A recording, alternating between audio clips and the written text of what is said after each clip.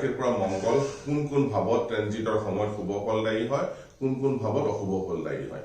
Transit মানে কি হ'ল যে এখনৰ জন্ম কুণ্ডলী, আৰু এটা ট্ৰেনজিট মানে কি যে আজিৰ ডেটত গ্ৰহবিলাক কোন ৰাশিত ভ্ৰমণ কৰি আছে। আৰু ৰিজাল্ট আমি যেতিয়া গোচৰৰ ৰিজাল্ট চাম যে আজি হ'বলগীয়া ঘটনাৰ বিষয়ে যদি জানিব লাগে তেনেহ'লে আমি ট্ৰেনজিটৰ বিষয়ে জানিব লাগিব। তো এই ট্ৰেনজিটত আমি চাম যে চন্দ্ৰ ৰাশিৰ পৰা মংগল দেৱতা কোন ভাৱত শুভ ফলদায়ী হয়, কোন ভাৱত অশুভ ফলদায়ী হয়। ঠিক আছে, ফাৰ্ষ্টটো হ'ল লগ্ন কুণ্ডলী এখন থাকিব, দশা অন্তৰ্দশা থাকিব, কিন্তু ট্ৰেনজিটটো থাকিব ইয়াতে।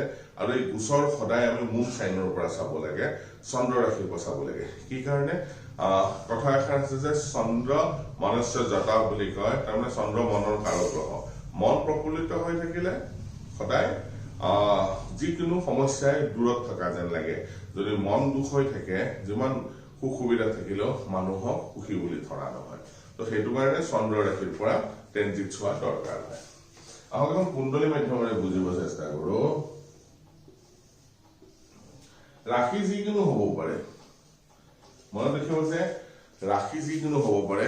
ৰাশিৰ পৰা মংগল দেৱতা প্লেচমেণ্ট ক'ত হৈছে একৰ্ডিংলিহে আমি ট্ৰেনজিটত ৰিজাল্টবিলাক পাম। সাপোজ আমি মেঘ ৰাশি লৈছো, মেঘ ৰাশিৰ পৰা মংগল দেৱতা, আজি আমাৰ কি হ'ব টপিকটো হ'ব প্লেচমেণ্ট অফ মাৰ্চ মুন চাইনৰ ট্ৰেনজিটৰ সময়ত। চাওক মংগল দেৱতা য'ত আছে মানে জন্ম ৰাশিতে মেঘ ৰাশি, সাপোজ এইটো মেঘ ৰাশিৰ পৰা ক'ত ভাল ৰিজাল্ট দিয়ে? 3rd হাউচ, 6th হাউচ আৰু 11th হাউচত গোচৰৰ সময়ত ভাল ৰিজাল্ট দিয়ে মংগল দেৱতা। ৰাশি যিয়ে নহওক ক'ত ভাল দিব? অস্পিচিয়াছ ৰিজাল্ট দিব 3rd হাউচ, 6th হাউচ আৰু 11th হাউচ। ক'ত এই 3rd house, 6th house, 11th house এইকেইটা জেগাত সদায় মংগল দেৱতাই ভাল ৰিজাল্ট দিব গোচৰৰ সময়ত। ভাল ইন দ্য চেন্স কি ক্ষেত্ৰত ভাল হ'ব পাৰে? ইয়াতে চাওক গেইন অফ লেণ্ড, মাটি বাৰীৰ ক্ষেত্ৰৰ কাৰণে ভাল। ঠিক আছে, সোণা গহনা কিনাৰ কাৰণে ভাল কাপোৰ কিনাৰ পোৱাৰ কাৰণে ভাল। শত্ৰু যে যিমান আছে শত্ৰুবিলাক ডেষ্ট্ৰয় হয় এইখিনি পিৰিয়ডত, যেতিয়া মংগল দেৱতা ৰাশিৰ পৰা 3rd house, 6th house, 11th হাউচত ভ্ৰমণ কৰি থাকিব। আৰু গভৰ্ণমেণ্টৰ ফেভাৰ আহে, গভৰ্ণমেণ্টৰ কামত তেওঁ সুবিধা পায়, লগতে তেওঁৰ যিটো বেমাৰ আজাৰ আছে ভাল হয়। কাৰণ কিয়? তেওঁৰ ইমিউনিটি এনহেন্স হয়। ঠিক আছে, তেওঁৰ ইমিউনিটি বাঢ়ি যায়। তো মংগল দেৱতা ক'ত ভাল হ'ব? ৰাশিৰ পৰা 3rd হাউচ, 6th হাউচ আৰু 11th হাউচত মংগল দেৱতাই সদায় ভাল ৰিজাল্ট দিয়ে। ঠিক তেনেকে যদি ভাল ৰিজাল্ট দিয়ে বেয়া ৰিজাল্ট দিব। ইনস্পেচিয়াছ ৰিজাল্ট ক'ত দিব? 1st house, 2nd house, 4th house, 1st, 2nd, 4th, 5th, 7, 8, 9, 10, 11 মই আগতে কৈছিলো যে মংগল দেৱতা নৈসৰ্গিক ক্ৰুৰ গ্ৰহ হয়, আৰু মংগলৰ এটা উগ্ৰ স্বভাৱ আছে, আৰু লগতে সেপাৰেটিভ টেন্ডেঞ্চি আছে।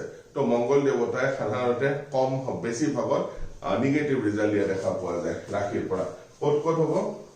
2nd house, 4th house, 5th house, 7th house, 8th house, 9th house, 10th house আৰু 12th হাউচ এইকেইটা ভাৱত তেওঁ কি কৰিব? নিগেটিভ ৰিজাল্ট বিলাক দেখা পোৱা যায়। মংগল দেৱতাৰ নিগেটিভ ৰিজাল্ট দেখা পোৱা যায়।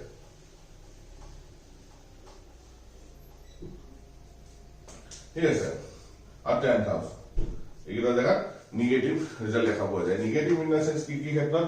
বেমাৰ আজাৰ হোৱাৰ সম্ভাৱনা থাকে এইখিনি সময়ত, কাৰণ মংগল ইমিউনিটি কাৰক গ্ৰহ, ইমিউনিটি কমাই দিব।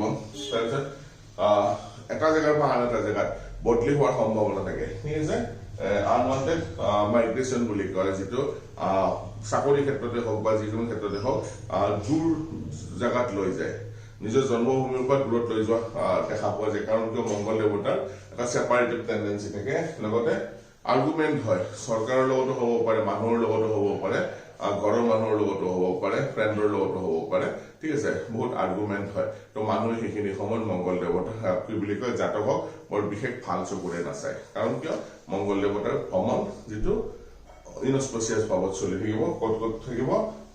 1st, 2nd, 4th, 5th, 7, 8, 9, 10, 12 ভাৱত যেতিয়া মংগল দেৱতাৰ গোচৰ চলি থাকিব।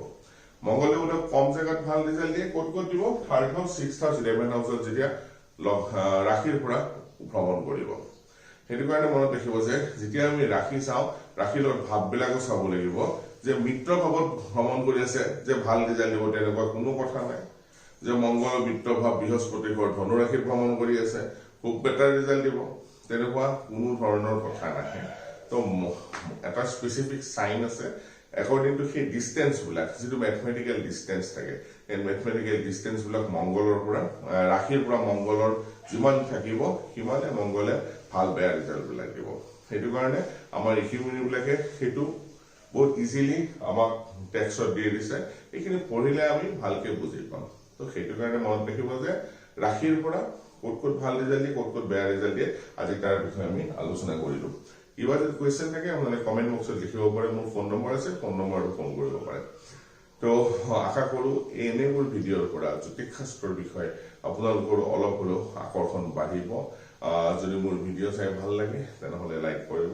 শ্বেয়াৰ কৰিব আৰু সাবস্ক্ৰাইব কৰিব নাপাহৰিব ধন্যবাদ